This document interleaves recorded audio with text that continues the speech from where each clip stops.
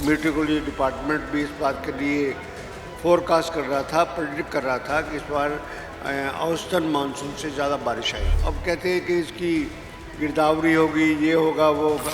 पराली जलती है तो सैटेलाइट से आपको पता लग जाता है। क्या इस बार सैटेलाइट से एरिया का सर्वे नहीं हो सकता था? सबसे बड़ी बात यह है कि असलियत में आप बजट को देखो, इस सरकार के पास पैसा ही नहीं। जहाँ पर प्राकृतिक आपदा आती है तो उसमें बीमे का कोई सवाल नहीं पैदा होता। चंद चौटाला जहाँ से चुनाव लड़े थे वहाँ से इनकी जमानत जब्त हुई है। इन्होंने तो इनको बीजेपी का प्रोटेक्शन है। कांग्रेस के वरिष्ठ नेता व रोहतक से विधायक बीबी बत्रा साहब हमारे साथ है। बत्रा साहब, जो बाढ़ रही इस बार, किसानों को काफ़ी नुकसान हुआ। कांग्रेस के तमाम विधायक जो है दौरा भी करके आए हैं, पूर्व मुख्यमंत्री भूपेंद्र सिंह हुड्डा अलग दौरा करके आए हैं। किस तरह के हालात जो है प्रदेश में इस तरह देखने को मिले?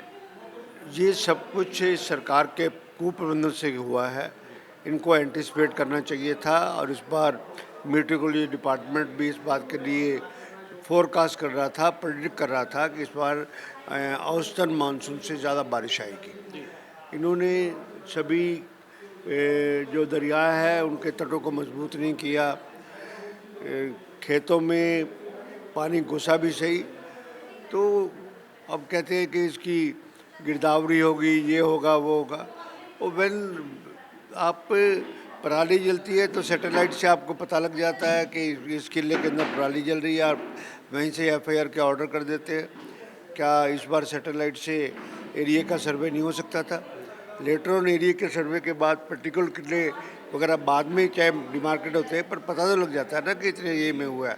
और 7,000 रुपया, this is no amount to give to the farmers. ये कोई ठीक उचित कंपनसेशन किसी हालत में भी नहीं है। और सबसे बड़ी बात यह है कि असलियत में आप बजट को देखो, इस सरकार के पास पैसा ही नहीं है। लेकिन मुख्यमंत्री खुद दौरा करके आए हैं। जो बाढ़ से जो ग्रसित इलाके हैं उनमें तमाम में वो राउंड लगा के आए हैं, किसानों से मिल के आए हैं। दौरा किया है, वहाँ हुड्डा साहब ने भी दौरा किया है, एमएलए ने भी दौरा किया है। आज हुड्डा साहब ने अनाउंस भी किया है कि हम 1 महीने की सैलरी सभी सीएलपी के जितने भी विधायक हैं वो एक महीने की सैलरी हम स्पीकर को लिख देंगे। स्पीकर हमारी उसमें से काट लेगा। तो इस तरह सब जगह हुड्डा साहब भी गए हैं, दीपेंद्र भी गए हैं, जयप्रकाश जी भी गए हैं, हमारे वरुण मरवाना भी गए हैं, ब्रह्मचारी भी गए हैं। और जिन जिन एरियो के अंदर फ्लड आया है, हमारे विधायक भी वहाँ पर गए हैं। विधायक ने वहाँ पर किसानों को राहत पहुँचाई है। चलो, थोड़ा सा पानी का स्तर नीचे आया है, पर कई एरिए तो ऐसे हैं कि जहाँ पर 2-2 फसलों का नुकसान हुआ है। लेकिन एक बीमा भी एक लेके स्कीम आई थी कि फसलों को जो है बीमा करवाया जाए। किसानों ने बीमा भी कराया था, लेकिन अब जानकारी ये मिल रही है जो तमाम कंपनियां हैं वो इस आपदा के समय में जो है कंपनसेशन देने में आनाकानी कर रही हैं, अपने हाथ जो है पीछे खींच रही हैं।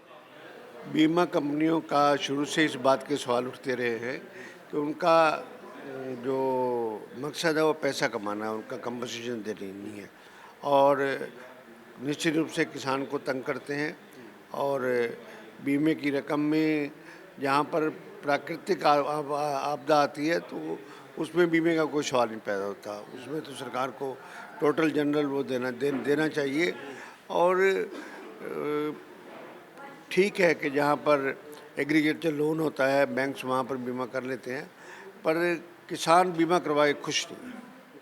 लेकिन कई किसान इस तरह के भी जो है सामने आ रहे हैं जिन्होंने ठेके पर ज़मीन ली थी। ठेका जो आजकल है 50,000 से लेकर 70-80 हज़ार तक जो है प्रति एकड़ का ठेका दिया जाता है ज़मीन मालिक को, और किसान ठेके पे लेकर जो है फसल उगाता है। तो उसके लिए जितना मुआवजा सरकार की तरफ से ऐलान किया गया है, तो कैसे उस किसान की भरपाई होगी? क्या आप मानते हैं कि इस तरह का एक अलग सर्वे भी सरकार को करवाना चाहिए? मुआवजा काश्तकार को मिलना चाहिए। काश्तकार का प्रोविजन होना चाहिए कि काश्तकार अपनी रिप्रेजेंटेशन दे के मैं इसको बोता हूँ और उसको पैसे मिलने चाहिए।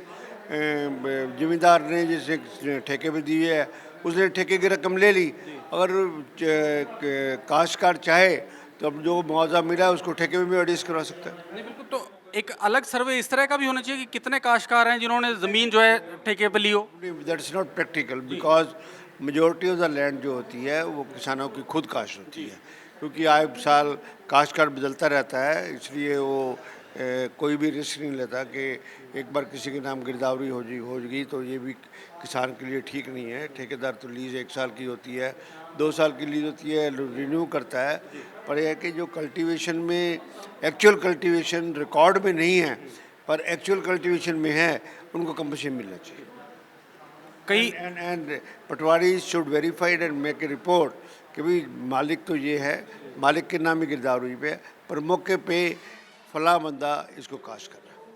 चुनाव हुए हरियाणा विधानसभा के लगभग साल होने वाला है, लेकिन अभी भी जो विपक्षी पार्टियां हैं वो कांग्रेस पर सवाल उठाती हैं। सत्ता पक्ष पार्टी कहती है सीएलपी लीडर नहीं है कांग्रेस के पास, वहीं जो इनेलो जो है वो अलग तरह के आरोप लगाती है कि इन्होंने जो है सांठ-गांठ में बी टीम जो है कांग्रेस को कहीं ना कहीं अभय सिंह चौटाला कहते हुए नजर आते हैं। कितने एमएलए आए हैं आईएनएलडी के और कितनों में इनकी ज़मानत जब्त हुई है? जेजेपी की कितने उसमें ज़मानत जब्त हुई है? दुष्यंत चौटाला जहाँ से चुनाव लड़े थे वहाँ से इनकी ज़मानत जब्त हुई है। इन्होंने तो इनको बीजेपी का प्रोटेक्शन है और आप देख लेना कि 25 तारीख की रैली में ही पूरा इनका प्रोटेक्शन होगा। They just want to weaken the government, weaken the Congress party by giving a shelter and protection to the INLD.